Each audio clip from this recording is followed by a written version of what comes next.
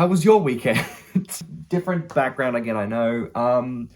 Frankly, I didn't plan on really doing like a proper dedicated special to Comic-Con. I already had like another episode of Trailer Track planned to discuss other trailers that I've wanted to talk about for a bit now, but just kind of just lack the motivation to do so. And I was maybe going to talk about like any trailers that might have come out during Comic-Con and just like sort of add them with the rest. But given the news we got yesterday and also just the extent of the discussion that's going on, I feel like it makes sense to do like a proper, sort of like a more conversational situation here instead of just doing like the normal format of me just standing in front of a window. I mean, I'm sitting in front of a window now. But just going over the trailers because this is not really like a real trailer discussion coming up here. It's just a lot of like, yeah, so much has happened the last 24 hours. I think the main plan now, I could have honestly just talked about the big announcement, and we'll get to that, don't worry. There was another part of me that actually wanted to talk about the 3 movies that were mainly discussed at Marvel's Comic-Con panel to yesterday, because I feel like the attention and excitement for those movies and what was discussed by the cast members, and also like the hard work that was put on display by the filmmakers who are working on the 3 films that were discussed, were kind of swept under a rug because the one more thing part of the panel ended up overshadowing so much because there was just so much newsworthy stuff. So that's what we're going to do today. The 3 movies that were discussed mainly in the panel yesterday was Captain America: Brave New World, Fantastic Four, and Thunderbolts. So my main focus is to talk about them news-wise, since they also had footage shown at the convention, so they'll at least give me a reason to talk about some form of trailer, and then we will arrive to the Avengers movies. So obviously going into the panel, a lot of people, it was very hyped up because it was Marvel's first Comic-Con arrival since, I believe, about maybe like 2022, which is where they revealed the next big slate for the multiverse saga. That's where they announced stuff like the Daredevil TV series was happening, that there's a dog behind me. The 2 Avengers movies were going to happen, and that was going to be Kang Dynasty and Secret Wars. So there was a lot of build-up because people knew, like, okay, it's an hour-long panel, Kevin Feige's going to be there. There should be some big announcements, but then for a majority of the time, it was just discussions for what is going to be happening in the future, their future movies next year, which I was pleased to see. So the first movie they ended up discussing was Captain America: Brave New World. Now, obviously, we did get a teaser trailer for this a few weeks ago.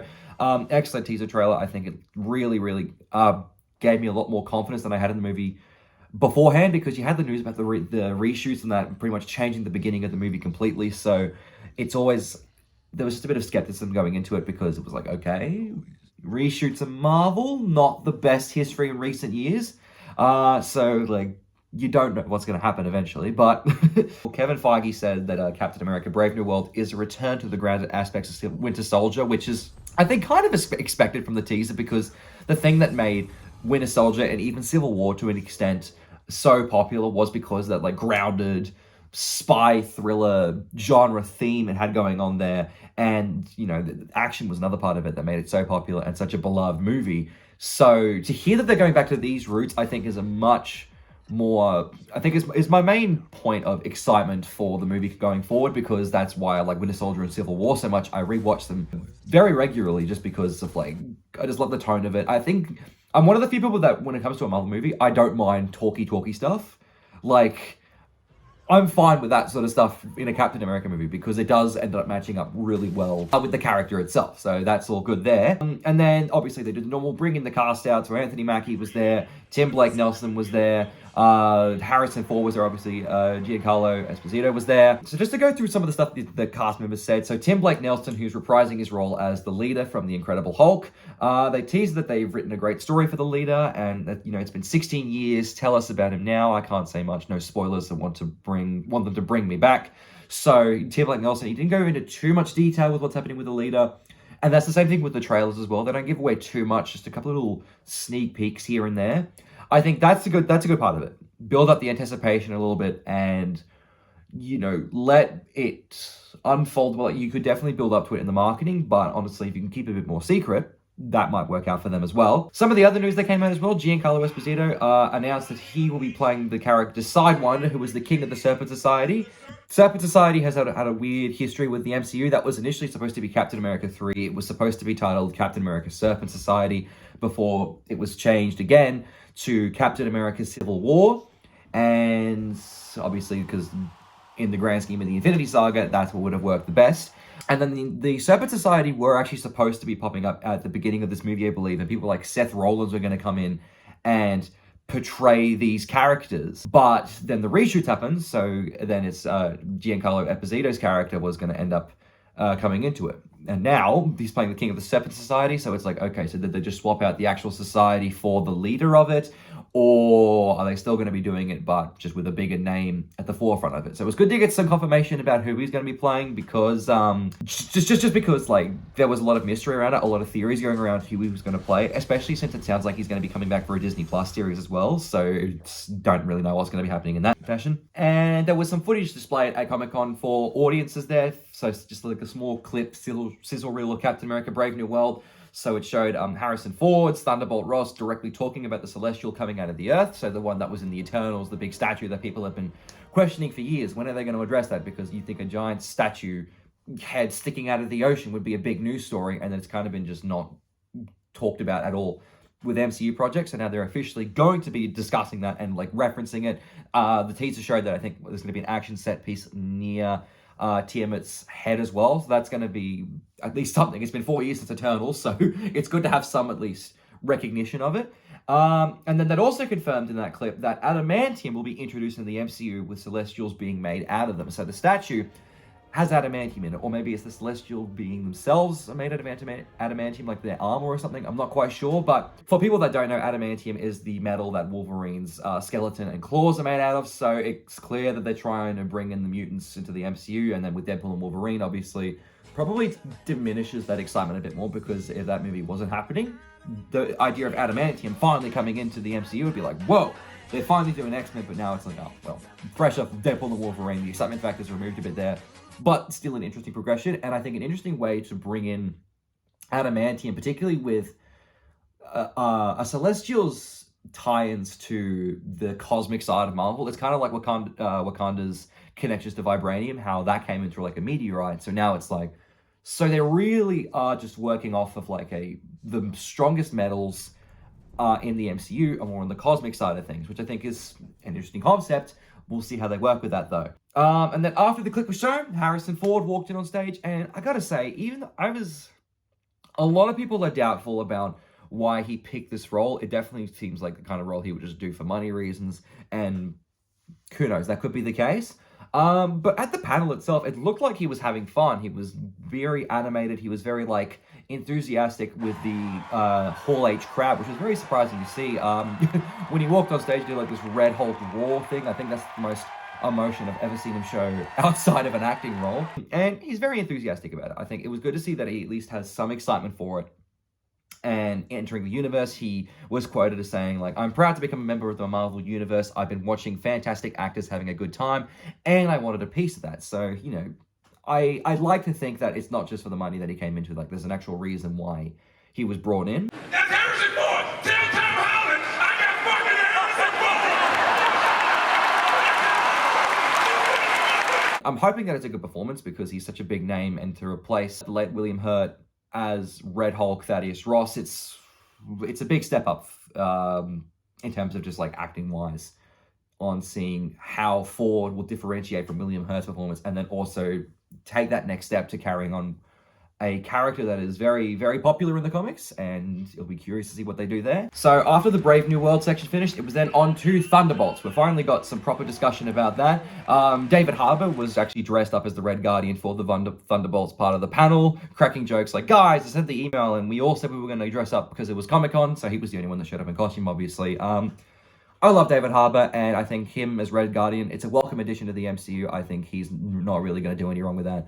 And he's one of the reasons why I'm excited for Thunderbolts, because he is such an enjoyable actor. Not just on screen as well, off screen. I think you see him in like press junkets and that. He's having a lot of fun with it, and I think that's what he's having with Marvel, particularly with the Stranger Things side of things finally starting to wrap up. It's like, okay, well, Thunderbolts now focus on doing some other stuff as well, and working off of the fame that really, I think, cemented himself as a popular actor in Stranger Things, because he's one of my favorite characters in that show. And the cast itself, it was the full ensemble, so like Florence Pugh, David Harbour, Sebastian Stan, Julia Louis-Dreyfus, they were all there, so it was like the full lineup of characters there.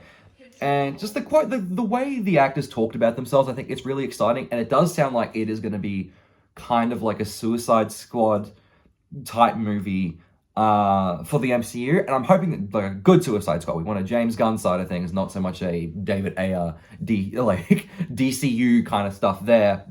But stuff like Florence Pugh said, like, that's the joy of watching them together, is that they don't play well together. So obviously talking about the team dynamic of the Thunderbolts squad there. Wyatt Russell was quoted saying audiences will fucking love him because, again, Wyatt Russell, he was amazing in Falcon Winter Soldier, copped a lot of hate for his character because fans just are incapable of separating actor and character, apparently. And I think the real good sign for this as well, because Florence Pugh post Endgame has been one of the best castings Marvel has made.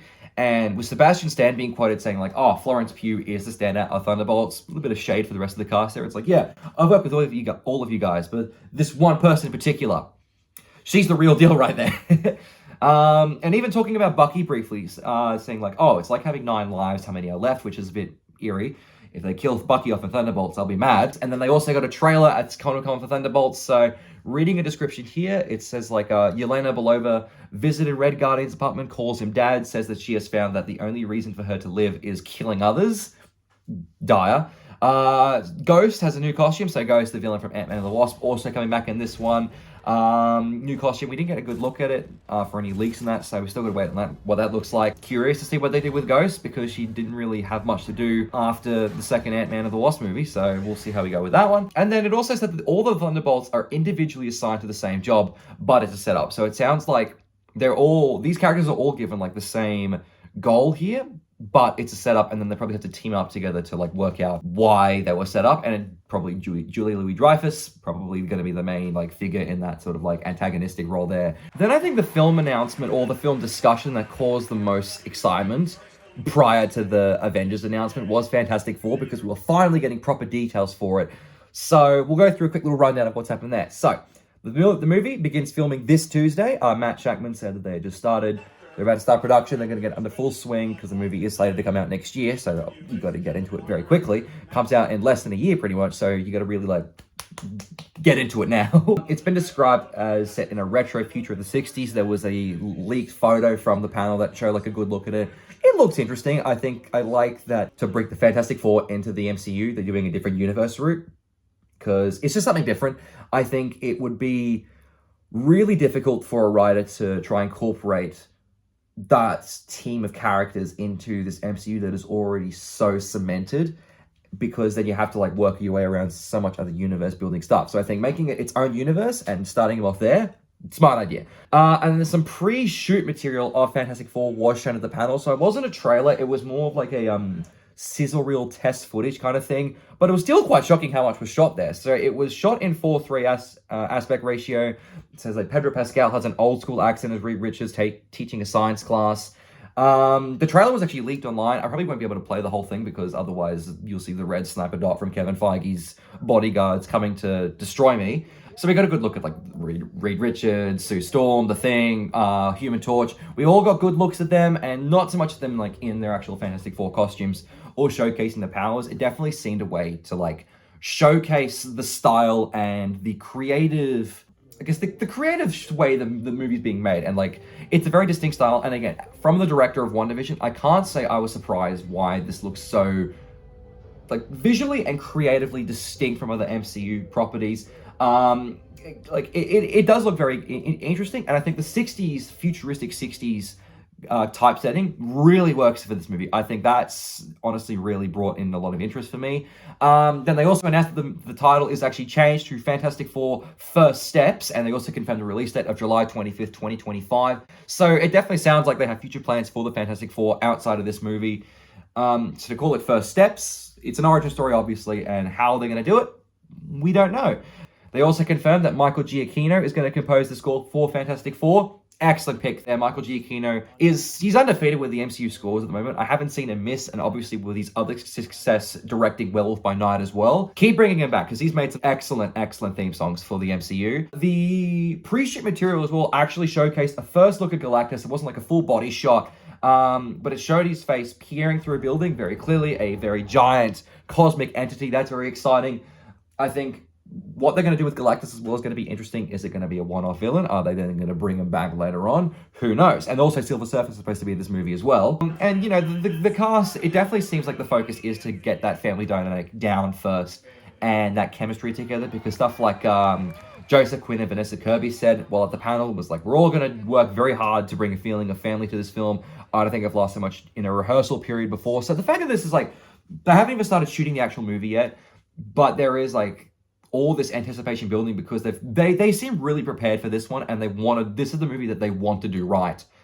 And I think they've brought in the right crew to do this, despite the initial skepticism with the casting. I think they've brought in the right people to do this. I think that they can definitely all work together very well, particularly with like the past experience they have working with each other. Pedro Pascal and Matt Shakman said like they've known each other for 25 years, and they had the same talent manager, so they've had the experience there. And then obviously Pedro Pascal, Joseph Quinn, set to star together in Gladiator 2 coming out soon. So there is a good build up there. And then, yeah, after the three movies finished being talked about, Kevin Feige went on to do his one more thing. So he started off by confirming that the Fantastic Four are going to be appearing in both Avengers films. That was something that was rumored wasn't going to happen, that they weren't going to be in the movie, or they weren't going to play like a major role. There might be a post-credit tease, but the fact that they're going to be in both, you would have to assume means they're going to have at least a good role in at least one of the movies. So that was good to hear. And then the confirmation, the Russo brothers are set to direct both Avengers movies. They are coming back after what seemed like a Marvel retirement, with Infinity War and Endgame being a good double feature for them. Anthony Russo was quoted saying like, "Oh, Joe and I truly believe that was the end for the MCU because we had put all of our passion and love into those past films." So it's good to see them back. I think in the grand scheme of things, you know, we'll go through what was announced, then I'll go into like my full thoughts on this because we're going to be here forever otherwise.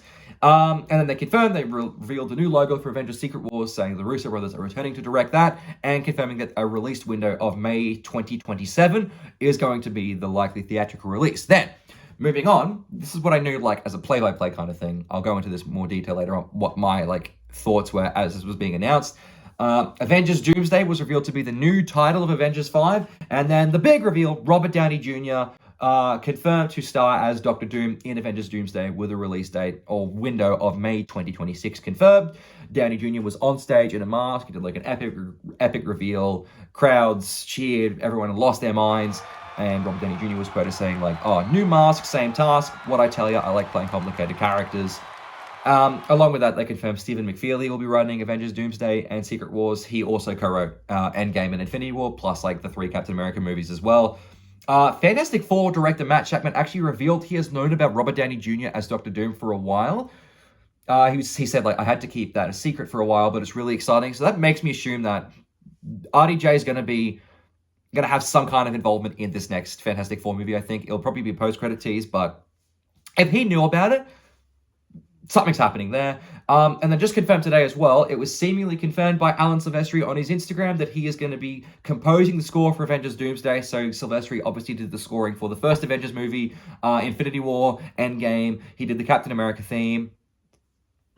I have no complaints there because it's like his music is excellent. So now we're going to go into the deep dive of my thoughts. So behind the scenes stuff, I think at the moment, bringing back the Russos, Stephen McFeely coming back to write the movie, and Alan Silvestri composing the score, I'm happy with all those. I think in regards to the Russo brothers and McFeely especially, they are the most proven filmmakers that have shown that they can ballast Marvel's like massive catalog of characters and still make great movies alongside that, despite having so many like roles and people to balance out and try to like continue their stories along, or at least give them an involvement so they can have some stuff to do and they're not just sitting in the background doing nothing for the whole time. So bringing them back, I think, is smart on the MCU's part because they're proven. I know the Russo brothers have had their rough road past few years with like their Netflix or Apple TV films not exactly doing the greatest. So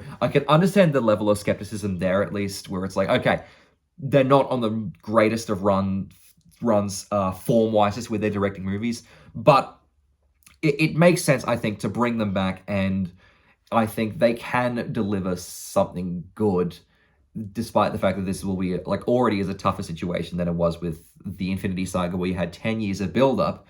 But then we go on to Robert Downey Jr. I've had so many discussions with this with so many people about it, so I'll try to just condense my thoughts into this as much as I can. On a personal side, I think for Robert Downey Jr., it is a huge swing. It is a huge risk for him to do something like this after finally getting to branch out and do new roles. But I also think like it is a high risk, high reward type scenario, and I am looking forward to seeing how he could possibly do this, because if Downey Jr. is coming back to the MCU, he can't be Tony Stark again. He can't play that same like attitude and character again, because it will just be too repetitive and it's nothing new. And I think it is a good test for him to show his range in this new villainous role in the same universe that he's already very much entrenched in canonically. So putting him in this villainous role, which is so like polar opposite different, if he can pull this off successfully and then make like two memorable roles in the same franchise, especially since one of those roles is like, he is the face of the franchise almost, he is almost the face of Marvel, that could be a big success for him. And I think he can play villainous roles. We saw that with Oppenheimer. He can play good antagonistic roles. And that's the Robert Downey Jr. I want to see in these Avengers movies. I want to see that Oppenheimer version of him. I want to see the Oscar-winning actor who could play an antagonistic role and make it work. But then just Doctor Doom-wise, there are so many questions. Doctor Doom in the comics is a Romani character, and his Latvian heritage in the comics is a big part of his character and its backstory. So to cast Robert Downey Jr. as that, it does feel like a spit in the face. So the fact that they have brought him in, even though they said he is playing Victor Von Doom at the panel, I still believe they're going with another comic route where it's like an Iron Man variant of Doctor Doom, which has happened. I believe it is generally well received, so I'm hoping that is the plan, and they're not just planning on doing RDJ as a Victor Von Doom. There is a lot of outcry from like Romani heritage actors though, and even just fans in general, because this has happened so many times now with MCU roles where it's like Scarlet Witch and Quicksilver, Eastern European characters, casting Aaron Taylor-Johnson and Elizabeth Olsen, who are English and American actors, respectively.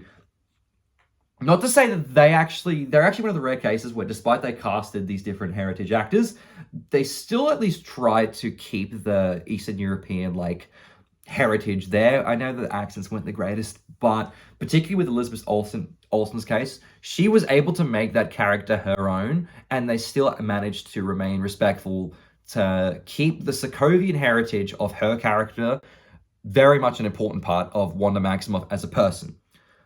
So that's like, you could look past it, but then you've also got stuff like Baron Mordo was Chiwetel Ejiofor in Doctor Strange, also a Romani character in the comics.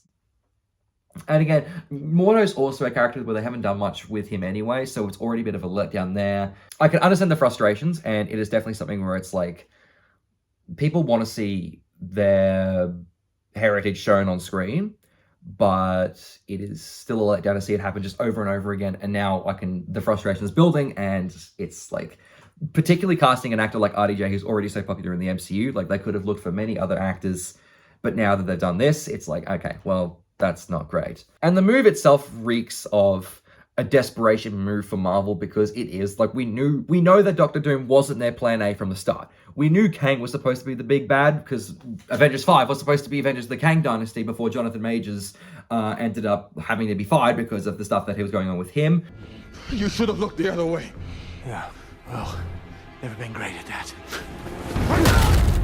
And I can't even say it is Marvel's fault particularly, because it is such an unfortunate series of circumstances to lead to this point where you bank so much on this one actor who delivers good performances in Loki. I think his performance as He Who Remains in Loki really gave a lot of anticipation with Kang as the possibility of him being the next big villain. It was like, okay, this could work. Quantumania bombed, and even though Majors was pretty good in that, he still wasn't enough to save the movie.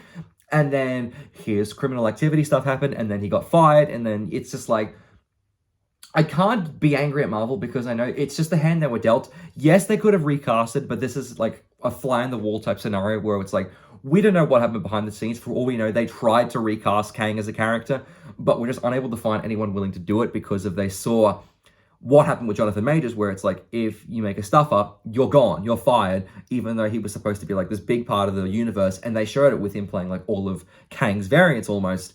So it could be a case of like where people are too hesitant to join just for that alone, or I don't know. It's hard to see. But the fact that Matt Shackman as well is known for a while that RDJ was coming back as Doom, so it's like, okay, how long has this been in the works though?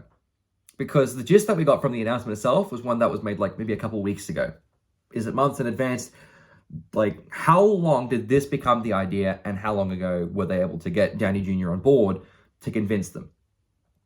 And I think it raises so many questions where I'm at the point where I'm on the fence, because when it first was announced, it was initial excitement. You know, you had already had the confirmation of Avengers Doomsday happening, so it's like, okay, Doctor Doom's coming out, and then right afterwards, the 1-2 punch, boom, Downey Jr.'s back. He has this excellent response at San Diego Comic-Con, which, no matter what happens, I still think that RDJ reveal will go down as one of the biggest like moments in Comic-Con history. There's no doubt about that. Being in that room must have been insane when that got announced.